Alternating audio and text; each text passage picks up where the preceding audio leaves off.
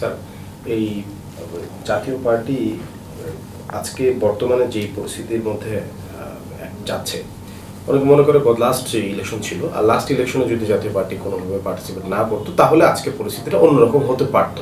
এবার আপনার কি কোনো পর্যায়ে এই পর্যায়ে এসে মনে হয়েছে যে এই আগস্ট মুভমেন্টে আপনার জাতীয় পার্টির ভূমিকা আমরা দেখেছি, আপনারা ছাত্রদের পক্ষে ছিলেন, তাদের পক্ষে স্টেটমেন্ট দিয়েছেন, আমরা দেখেছি, কিন্তু লাস্ট ইলেকশনে পার্টিসিপেট করাটা কি বাধ্য হয়ে করেছেন এবং কি প্রেক্ষিতে করেছেন সবগুলোই আমরা মানুষ জানে, আপনারা বিভিন্ন সময় বলেছেন। ওটিকে কোনোভাবে এখন এই পর্যায়ে এসে মনে হয় সেটা আপনাদের জন্য রাজনৈতিক একটা ভুল ছিল? নো, এটা যারা বলছে তারা নির্বাচন বা তাদের কোনো ধারণাই ছিল না রাজনীতি সম্পর্কে।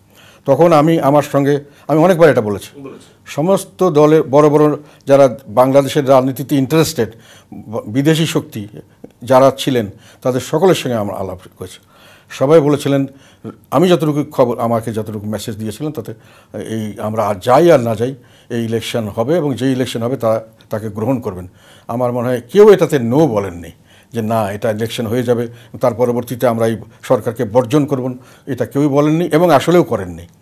ইলেকশন হয়ে যাওয়ার পরেও আমরা আমাদের 10-11টা সিট কোনো ম্যাটার করে না, আমরা থাকি বা না থাকি তার জন্য বৈধতা বা অবৈধতার কিছুই ছিল না। সব সরকার সকল দেশের সকল সরকার এই সরকারের সঙ্গে নির্বাচন উত্তর সমস্ত কাজকর্ম চালিয়ে গেছে। অনেকে হয়তো প্রকাশ্যভাবে তাদেরকে কনগ্র্যাচুলেট করেনি সেভাবে, কিন্তু তাদের সঙ্গে ব্যবসা বাণিজ্য সবই চালিয়ে গেছে। কাজে এগুলো যারা বলেন তারা আমার ধারণা ভুল করে বলেন না, ইচ্ছা করেই বলেন। আমাদেরকে রাজনীতি থেকে কোন ঠাসা করার একটা পায়তারা করার জন্য। আমরা রাজনীতিতে 2024 সালে নির্বাচন না করলে সঙ্গে সঙ্গে সরকার পতন হয়ে যাবে, এটা যারা বলেন এরা কি, আমি মনে করি কি এনারা কি সুস্থ মস্তিষ্কে চিন্তা করে বলেন নাকি জাস্ট আমাদেরকে গালাগালি করার জন্য বলেন, এটি আমার ধারণা। আমার পাশের বাসায় আওয়ামী লীগ থাকতো জন্য আমি আওয়ামী লীগের দোষর হয়ে গেলাম, এই ধরনের অ্যাটিটিউড কথাগুলো। একসঙ্গে আমাদের সঙ্গে বিএনপি ছিল, অন্যান্য দলও ছিল, এটা সবসময় যে আমরা একই ছিলাম। আমি তো 1914 সালে আমি ছিলাম না, আমাদের দলের প্রায় 90% 270 জন লোক আমরা নির্বাচন থেকে বয়কট করে চলে এসেছিলাম। আমি তার পরবর্তীকালে আমাকে টেকনোক্র্যাট মিনিস্টার অফার দিয়েছিল, আমি সেটাও নেইনি। কাজে আর 2018 সালে তো আমরা সবাই ছিলাম। শেখ হাসিনার বিরুদ্ধে ডকুমেন্ট সহ আমি সংসদে বলেছি, আমি বাইরে আর্টিকেল লিখেছি, ডকুমেন্ট সহ আমি জনগণের একটা তুলে ধরেছি, তার দুর্নীতির ডকুমেন্ট, তার পদ্মা সেতু নিয়ে দুর্নীতি, তার বিভিন্ন পাওয়ার প্রজেক্ট নিয়ে এগুলো নিয়ে দুর্নীতির, এগুলো গ্যাস সেক্টরের দুর্নীতি, বিভিন্ন জায়গায় তাদের মানুষের অপকর্ম।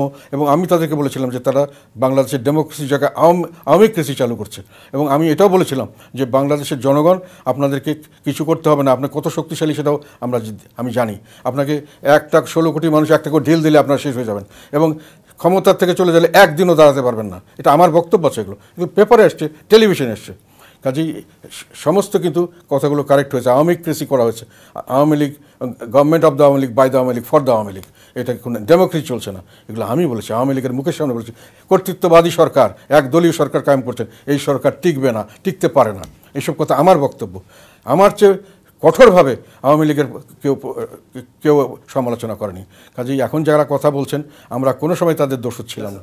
এখন যে কোনোভাবেই হোক বর্তমান অন্তর্বর্তীকালীন সরকার আমাদের দুটো অস্তিত্বতে একবারই হাত দিয়েছে, মানে সংগঠন নষ্ট করার চেষ্টা করছে, রাজনীতি নষ্ট করার চেষ্টা করছে। কাজে আমাদের কিন্তু এখন আর কোনো অল্টারনেটিভ নেই। আমাদেরকে এখন এটার উপরে বেঁচে থাকার জন্য দুটোকেই বাঁচাতে হবে, সেইভাবেই আন্দোলন করতে হবে। কাজে পিছু হটার, কম্প্রোমাইজ করার কোনো স্কোপ আমাদের কিছুতে নাই। কাজে রাজনীতি বাঁচানো এবং একসঙ্গে সংগঠন বাঁচানোর জন্য আমাদেরকে যা করণীয় করতে হবে, জনগণের পাশে দাঁড়াতে হবে, জনগণের মুখে কথা তুলে ধরতে হবে, ঝুঁকি নিতে হবে এবং আমরা সেইভাবেই এগিয়ে যাব। তো সেই কারণেই আমরা মনে করছি যে এখন আমাদের সঠিক অর্থে রাজনীতি করার সুযোগ এসছে, স্কোপ এসছে। এবং সামনে যদিও বড় একটা চ্যালেঞ্জ, কিন্তু এই চ্যালেঞ্জ মোকাবেলা করে আমাদের ফ্রি রাজনীতি করার এবং জনগণের রাজনীতি করার এবং সেই জনগণের রাজনীতিতে জনগণের সমর্থন বৃদ্ধি করার একটা সুযোগ সৃষ্টি হয়েছে। এবং এই সুযোগে অলরেডি আমরা দেখছি যে আমরা অনেকটা এগিয়ে গেছি।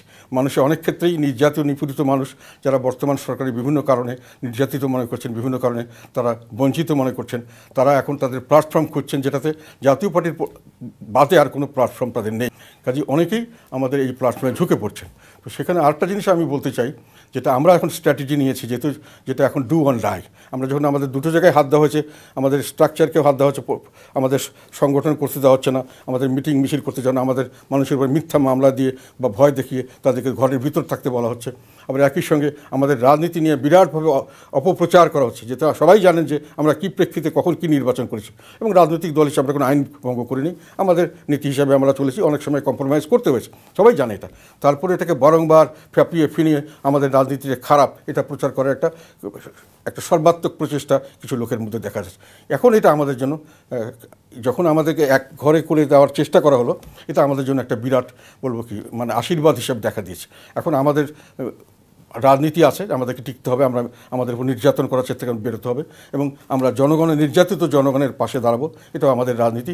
আর এই কারণে সংগঠনও এখন দাঁড়িয়ে যাচ্ছে, যে কোনো কম্প্রোমাইজ করার কোনো স্কোপ নেই।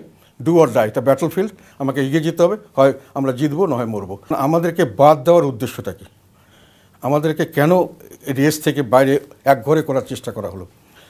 এটা খুব একটা কিন্তু গ্রহণযোগ্য। আমাদের যদি কোনো ভ্যালু না থাকতো, আমাদের যদি কোনো ভোটই না থাকতো, তাহলে আমাদেরকে নিয়ে এত মাথা ঘামানোর কী দরকার?